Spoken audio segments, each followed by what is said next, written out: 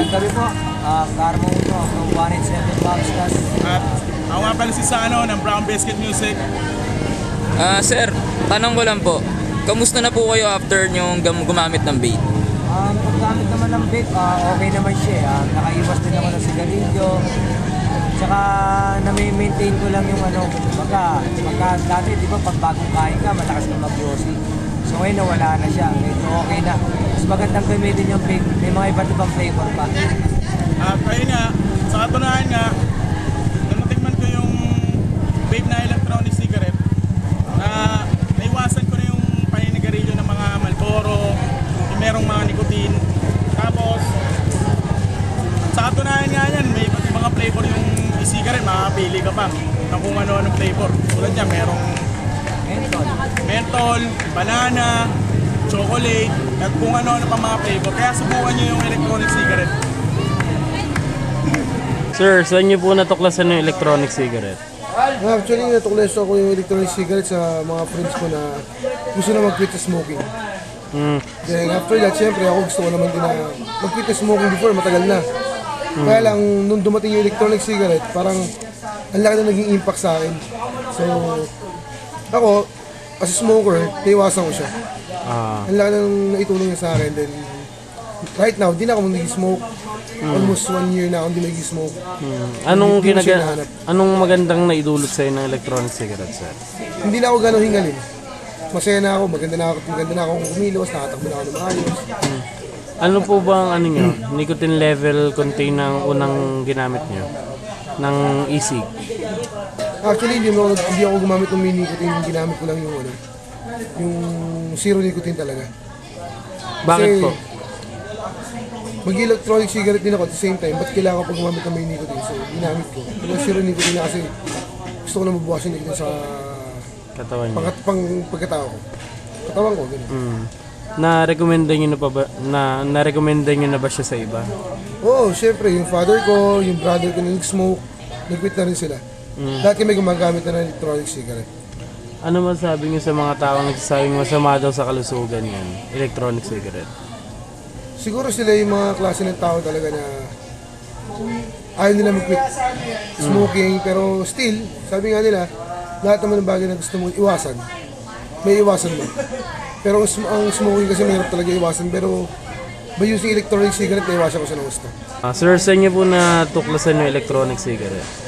Dati pa lang ginagamit ko yun first time nakita ko. Yung maliit lang siya rin tapos di cartridge, napapalit-palitan siya. Yun, doon nakita ko siya. Tinesting ko siya. Una ayoko pa ng lasa pero okay naman. Bakit po kayo nag-switch from tobacco to electronic cigarette? Kasi nung unang tingin ko ng electronic cigarette, una ayoko, pero may mga lumabas na iba-ibang flavor. Medyo nasarapan ako, mga strawberry, fruity, ganyan. Nung ginagamit ko na siya, tuloy-tuloy na yung gamit ko sa kanya, sinasarapan ako sa flavors. Minsan titikim ako sa sigarilyo, parang iba na yung panlasa, nasasama na ako ng lasa, kaya medyo nabawasan yung tabaho. Anong nicotine level po ba ang gamit niyo dati? Simula ako sa medium, parang 6 yata yung medium. Tapos anong gamit niyo na ngayon? Ngayon nagsisiro na lang ako eh. Zero na lang. Zero. Ano po ba naging epekto nun sa kalusugan niyo? Kung masama, parang wala naman kasi tagal ko rin nag-gain, siguro almost 2 years na rin, pero wala naman. Pero yung kabutihan okay kasi kumpara sa sigarilyo, electronic cigarette, hindi ako madaling nahilo o hingalin pa na naglalaad. Narekomenda niyo na po ba siya sa iba? Sa mga tropa, kaibigan, kapamilya? Na-recommend ko sila. Tutusin, halos lahat ng tropa, naggagano na rin, parang may grupo-grupo na nga eh. Pero yun, sama-sama kami. Ano ba masabi niyo sa mga nagsasabi na masama daw ang epekto sa kalusugan ng electronic cigarette? Ito, ewan ko. Gusto nila kasi mamatay yung tao na matagal yung sigarilyo. Mas gusto syempre, cancer. Wala pa naman namamatay sa cancer sa electronic cigarette. Sa aking content niya, okay naman eh. Wala nang problema. Mga naninira lang yun. Sir, saan niyo po natuklasan ng electronic cigarette? Ano yan eh, Bali, one time naglalakad ako sa isang mall, tapos may nakita akong isang naglalakad din, magamit nung yun, yung something na nung di ko pa alam na electronic cigarette pala umuusok. So na-curious ako.